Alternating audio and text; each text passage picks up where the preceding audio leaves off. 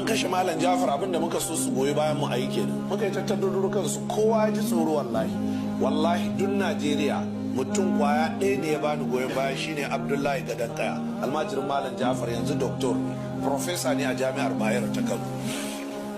Shi kadai ne ya bani goyon baya. Wallahi kowa ya ji tsoro, yana tsoron ya bayyana yana daga cikin waɗanda za su zo taron ƙarawa juna ilimi da fitar da communique game da kisan malam Jafar.